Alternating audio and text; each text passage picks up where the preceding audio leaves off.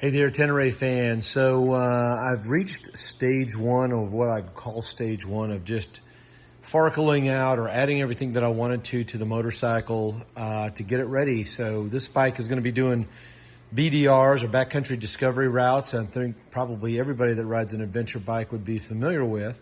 And so I'm prepping it for that in particular. And of course, adding a little panache along the way. So I just wanted to walk through everything that I've done so far, if I can remember everything that I've done.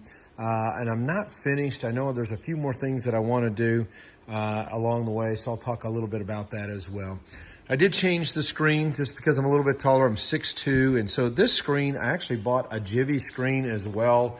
And I'm probably going to be selling that. It is massive in size. It looks fantastic on the bike, but I just don't know that I need it. And this one's getting it done. So I'm a little bit of a minimalist, and I think this screen's going to do me well. And it's a power bronze screen.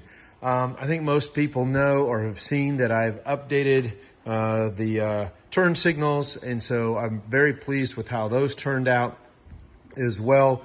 I also have added the Outback MotorTech, I can never say it, crash bars and the panniers as well, along with their skid plate.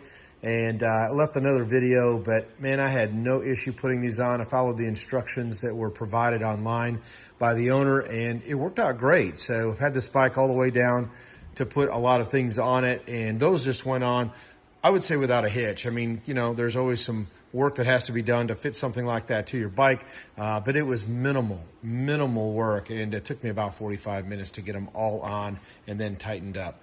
I also added the Yamaha radiator guard, so I removed the plastic shroud.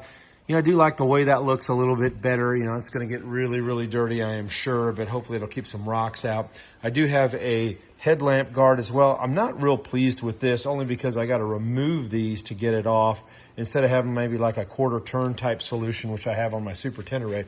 However, you know, it's wide enough in here to get a microfiber cloth in there and get most of it clean. You know, I honestly hardly ever wash my adventure bike, so this is probably the cleanest this bike is ever going to be. You can still see I've already had it out in some dirt, mud, and what have you on the tires. And, you know, I just kind of like leave it dirty. Why wash it? I'm just going to get dirty again. Added the bark busters, added the aftermarket levers. These are great for just that 2-finger pull, and also I like the fact that they're adjustable. Also, quite a job putting that on. One of the things that I would like to add is a cruise control. And so I bought a Keiko, I think if that's how you say it, and it didn't fit, so I'm going to be sending that back. I understand that they're developing one for the T7, so I'm excited about that. I have an Atlas on my Super Tenere. It has electronic cruise control, but I added that because I had it tuned and the cruise control was turned off, and I'm just too lazy to go back and get it turned back on. It's a tear down of the bike to do it. I added the double take mirrors as well. I'm very pleased with these. Still working on getting them all set up appropriately. I obviously added the Garmin XT. Very pleased with how that worked out with the Rally Raid mount. It's a minimal mount.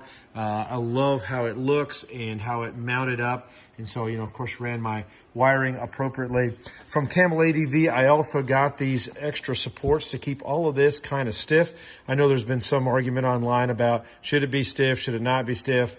You know what? I like it, so that's what I'm going to do with it. Another little addition is the quick charge port, which has the voltmeter right in the middle of it. So I really like that as well. I always like to know where my battery is. It has a little bit of a delay turning on because I used a PDM 60 with a delayed turn on for all of my fuses. And guys, if you haven't looked at a PDM 60, no blade fuses, no fuses at all. It's all electronic. You reprogram it with a USB, and it's phenomenal. So you can see that the XT also booted up. I just shut everything off. It'll take it a second to go down. I also replaced the clamp with the Rally Raid, just in case I decided I'd rather have the GPS down here. But of course, this is a little bit safer having it up there because you can just look very quickly down when you need to. I used SKDA for the decal kit. Man, I'm just so happy with that. I'm sure that added 1,000 horsepower to the motorcycle. You know, it gets looks and it's fun. It's got my racing number on there, which is kind of cool for me. You know, I got a race car over here. Obviously, it's got a little work going on right now, but just kind of makes it a little bit fun and a little bit mean.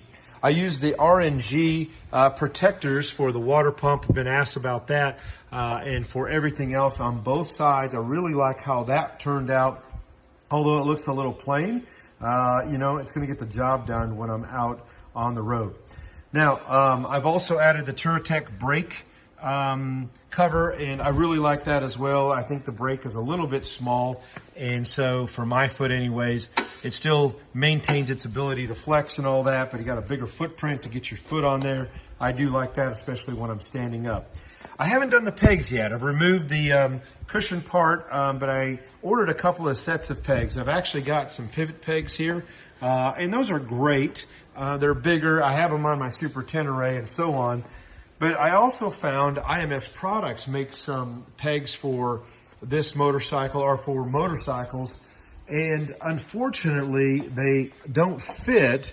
But look at this. This is an ADV2.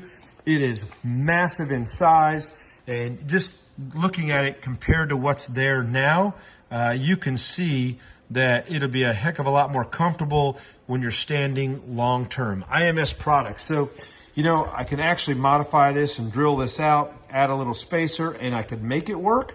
But I'm reaching out to those guys to see if they're going to be developing a T7 specific. This one ostensibly fits on Suzuki V-Stroms. It fits on Super Teneres and so on, and they look fantastic. Man, I just can't wait to try that out. I added the Outback Motor Tech, I said it right, panniers to the back. I have a rear rack coming from those guys. All of that mounted up super easy for me as well. I did take off the passenger pegs. I'll never use those.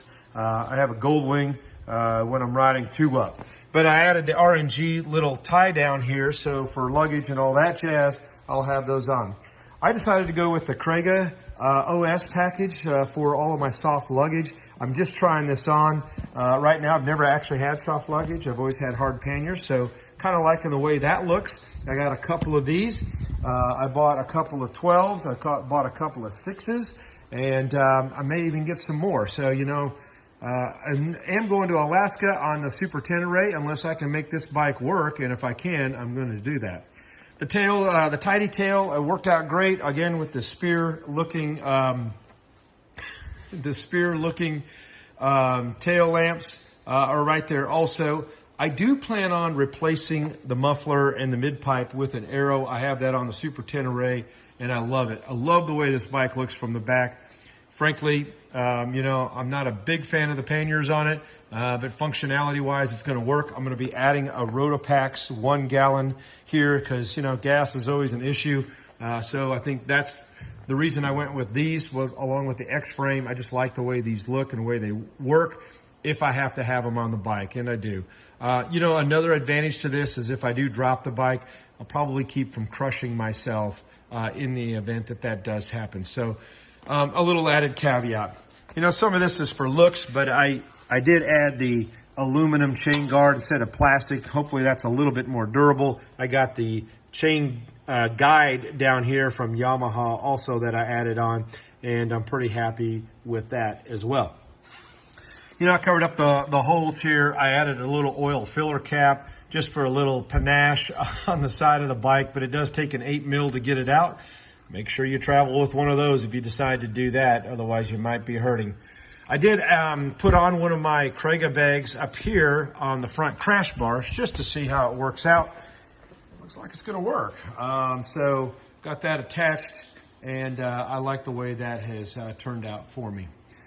That's predominantly everything that I've done. I've got a spring over here that I want to replace. I've got the high fender kit from Camel ADV that I've got a fender ordered already. Can't wait to get this fender up where it should be, in my opinion, from both an aesthetic perspective and a functionality perspective. Know that will be a little bit of an install as well. So pegs, fender, muffler, or exhaust system are eventually going to happen on this motorcycle just to get it fully rigged out and ready for the road. I like the way it looks, and you know what? That's all that matters. I hope all of you guys have some happy and safe riding. What a great motorcycle.